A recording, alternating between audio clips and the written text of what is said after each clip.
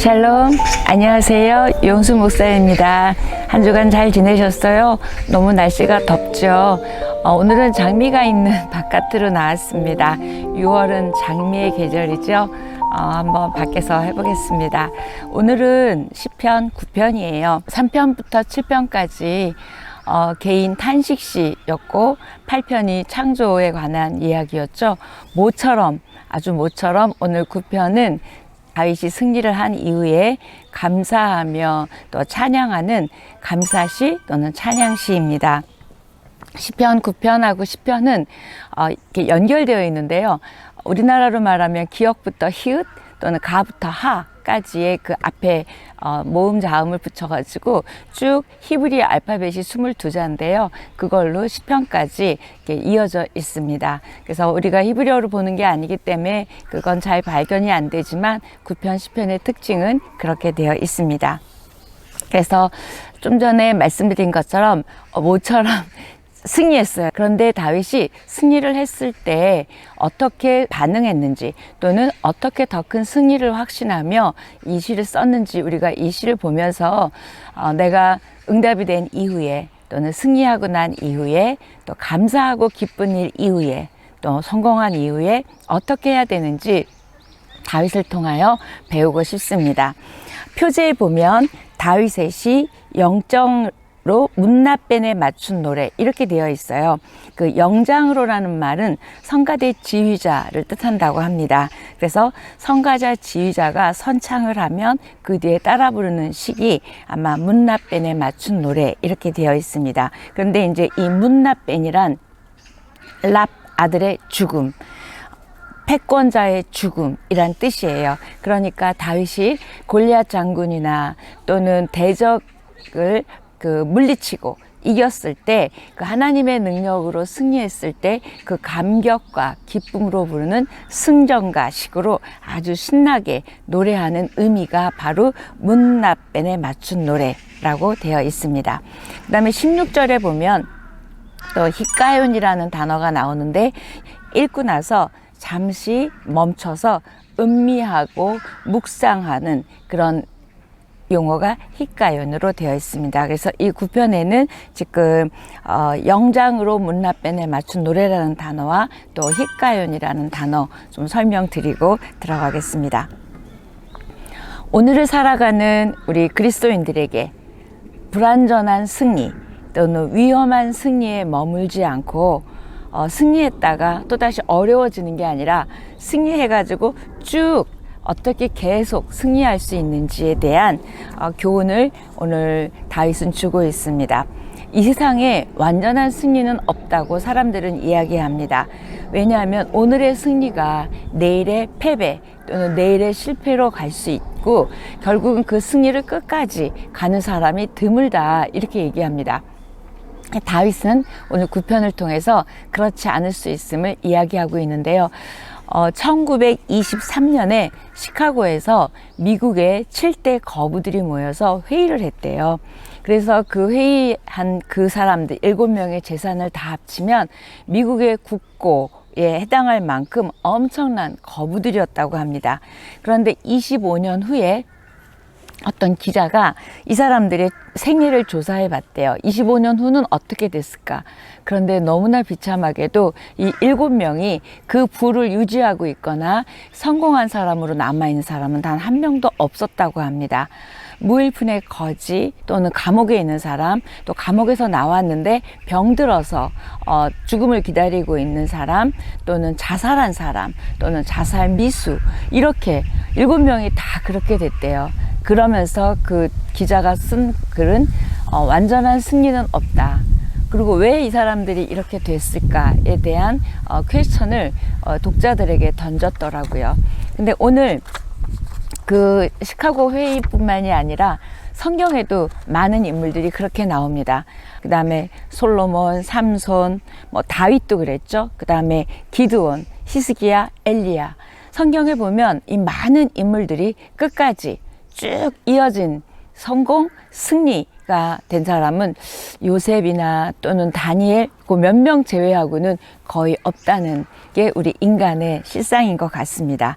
그래서 승리했다고 생각할 때, 응답되었다고 생각할 때, 그 다음 또 성공했다고, 이루어졌다고 생각할 때, 또는 우리의 개인적인 문제나 어려움이나 환란이 끝났다고 생각할 때, 좀 더 평안하다고 생각할 때, 이루었다고 생각할 때, 바로 그때가 위험한 때이고, 그 이루어진 때 그것을 이끌고 가고 그 다음에 유지하는 건 우리들의 몫인 것 같습니다.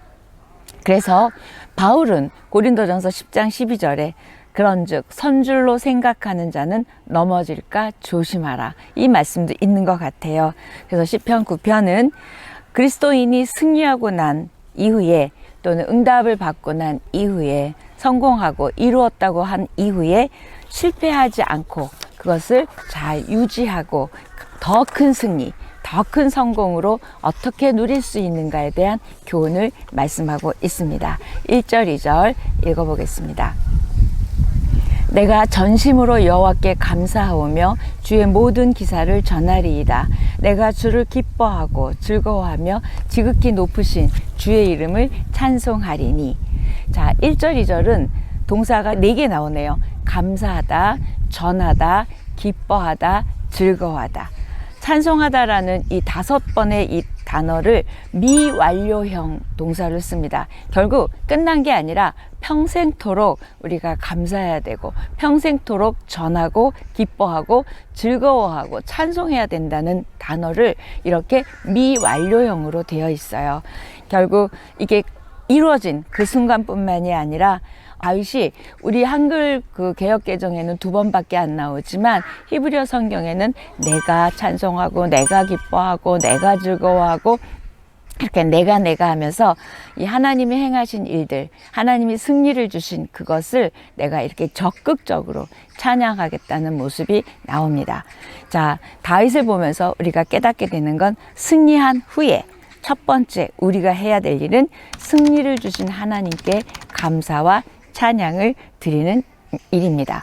결국 감사와 찬양으로 하나님께 영광 돌리는 일이 우리가 가장 먼저 해야 될 일이죠. 그러면 더 큰 승리를, 더 큰 감사를 하나님께서 주실 거라는 겁니다.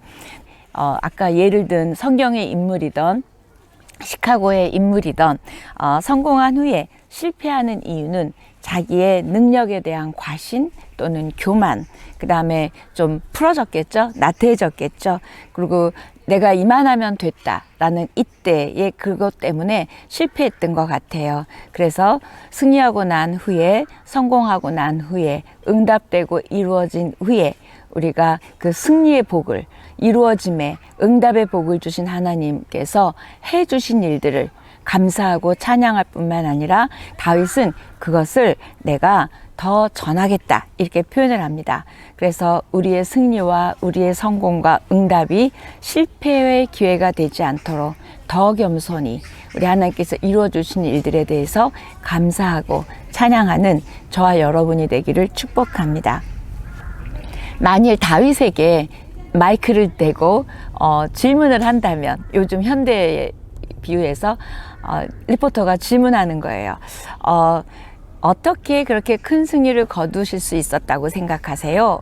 이렇게 만약에 질문을 한다면 아마 다윗은 이렇게 대답했을 것 같아요.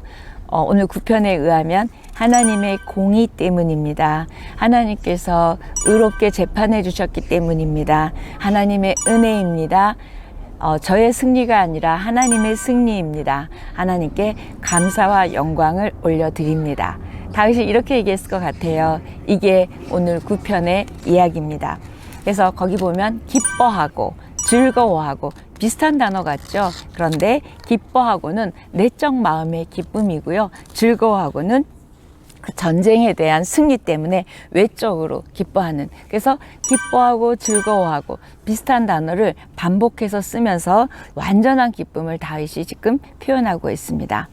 저와 여러분도 우리의 승리를 통하여 또 우리의 응답과 평안과 또 이루어 주심에 감사하면서 우리가 다시 한번 하나님의 이름을 높여드리고 하나님께 감사하고 찬양하는, 그럴 때 더 큰 승리를 경험하게 하시는 그 놀라우신 하나님을 경험하기를 축복합니다. 그래서 다윗은 이렇게 감사하고 찬양한 다음에 두 번째 한 일은 뭐였냐면 주의 모든 기사를 전하리이다. 그러니까 하나님께서 하신 일들을 전하겠다. 이때 기사라는 건 우리 인간의 이해와 우리의 능력으로는 알 수 없는 그런 놀라운 하나님의 일을 전하겠다 얘기합니다. 다윗이 이렇게 확신 가운데 즐거워하고 감사하고 찬양했던 이유가 3절에서부터 6절까지입니다. 읽어보겠습니다. 내 원수들이 물러갈 때에 주 앞에서 넘어져 망함이니이다. 주께서 나의 의와 송사를 변호하셨으며 보좌에 앉으사 의롭게 심판하셨나이다. 이방 나라들을 책망하시고 악인을 멸하시며 그들의 이름을 영원히 지우셨나이다. 원수가 끊어져 영원히 멸망하였사오니 주께서 무너뜨린 성읍들을 기억할 수 없나이다. 이렇게 얘기하는데요. 이거는 뭐냐면 1절, 2절에서 기뻐하고 즐거워하게 된 이유가 3절에서부터 6절까지 나와 있습니다. 5절에 이방 나라들, 악인은 하나님을 알지 못하는 자들을 가리킵니다. 그래서 하나님이 그런 자들, 하나님을 알지 못하는 자들을 이름을 영원히 지우셨대요. 이 얘기는 다시 말하면 그들의 존재 자체를 이 땅 가운데서 사라지게 했다는 무서운 표현입니다. 그래서 아까 1절, 2절에서 다윗이 그렇게 감사하고 찬양했던 이유는 하나님이 이렇게 의롭게 심판해 주셨고 공의로운 심판으로 다윗의 억울함을 풀어주셨을 뿐만 아니라 다윗을 승리하게 대적들을 물리치셨기 때문입니다. 다시 말하면 하나님이 내 편이 되어 주셔서 내 의를 드러내 주셨기 때문이라고 다윗은 이야기하고 있습니다. 다시 말하면 하나님이 주신 복을 증거함으로 하나님께 영광을 돌리고 있습니다. 승리 후에 우리가 해야 될 두 번째 일은 하나님이 어떻게 해주셨는지, 하나님이 하신 일들을 전하는 저와 여러분이 태도가 너무 중요한데요. 예수 그리스도의 십자가의 증인, 은혜의 증인으로 살아가는 거죠. 그럴 때 저와 여러분을 승리케 하신 하나님이 하신 일들, 내가 한 거가 아니라 우리 하나님이 하신 일을 증거하시는 여러분 되십시오. 예레미야는 이렇게 말합니다. 내가 다시는 여호와를 선포하지 아니하며 그 이름으로 말하지 아니하리라 하면 나의 중심이 불붙는 것 같아서 골수에 사무치니 답답하여 견딜 수 없나이다. 예레미야 20장 9절에서 내가 하나님이 하신 일들을 말하지 않는다고 생각하면 내 중심이 불이 붙는 것 같아서 답답해서 견딜 수 없다는 거예요.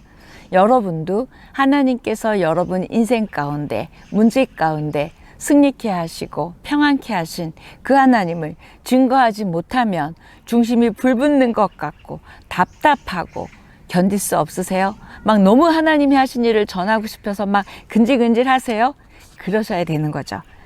성령 충만한 초대 교인들은 사도행전에서 보면 이렇게 얘기합니다. 우리가 이 일에 다 증인이로다. 이렇게 말하며 다 전했기 때문에 초대교회에 부흥이 있었어요. 저와 여러분이 승리 후에, 응답 후에 우리 하나님이 하신 일들을 전하지 않고는 견딜 수 없는, 그래서 그 전하는 하나님을 통하여 사람들이 하나님을 듣게 되고 하나님이 하신 일을 듣게 되므로 우리가 그 일의 증인이 되는 거죠. 7절에서 12절까지 말씀입니다. 여호와께서 영원히 앉으시며 심판을 위하여 보좌를 준비하셨도다. 공의로 세계를 심판하시며 정직으로 만민에게 판결을 내리시리로다. 여호와는 압제를 당하는 자의 요새이시요 환난 때의 요새이시로다. 여호와여 주의 이름을 아는 자는 주를 의지하오리니 이는 주를 찾는 자들을 버리지 아니하심이니이다. 너희는 시온에 계신 여호와를 찬송하며 그의 행사를 백성 중에 선포할지어다. 피 흘림을 신문하시는 이가 그들을 기억하시며 가난한 자의 부르짖음을 잊지 아니하시도다. 7절부터 12절까지 좀 긴데요. 7절, 8절 무슨 이야기냐면 하나님이 영원한 재판장으로 앉아 계시고 9절, 10절은 주를 의지하는 자에게 막아주는 요새가 되셨대요. 두 단어죠. 재판장으로 계시고 요새래요.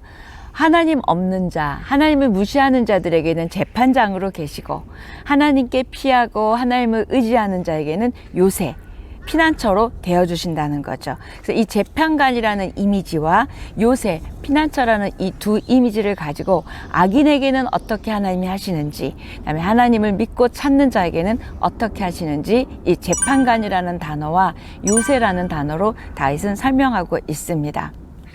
저와 여러분은 우리 하나님께 피하는 자죠. 피난처이신 예수님에게 가죠. 그러면서 그 10절에 이렇게 표현합니다. 주의 이름을 아는 자. 우리도 하나님의 이름을 알아요. 근데 이때 이 표현은 이름을 듣고 아는 차원이 아니라 그분과 인격적으로 친밀한 관계를 가진 자지, 우리가 그냥 지적으로 아는 그런 차원이 아니라 하나님을 정말 온전히 인격적으로 만난 그 표현을 합니다. 그래서 저와 여러분이 주의 이름을 그냥 들어서 아는 자가 아니라 우리가 알고 만났고 그래서 부르는 주의 이름을 아는 자가 된다면, 그 언약의 하나님의 이름을 부르는 자에게 하나님은 버리지 않으시고 또 친밀한 관계 가운데 있는 자녀를 반드시 구원하시는 하나님이심을 오늘 시편은 말하고 있습니다. 저와 여러분이 승리했다면, 성공했다면, 응답되었다면, 환난에서 벗어났다면 우리의 이 삶을 통하여 하나님의 거룩한 이름이 드러나고 하나님의 하신 일들이 증거되고 하나님의 뜻이 이루어지고 또 우리의 그 증거를 통하여 하나님이 영광 받으시는 그 삶이 된다면, 실패가 아니라 또 다른 성공으로, 또 다른 승리로, 또 다른 하나님의 일하심으로 우리를 인도해 줄 줄 믿습니다.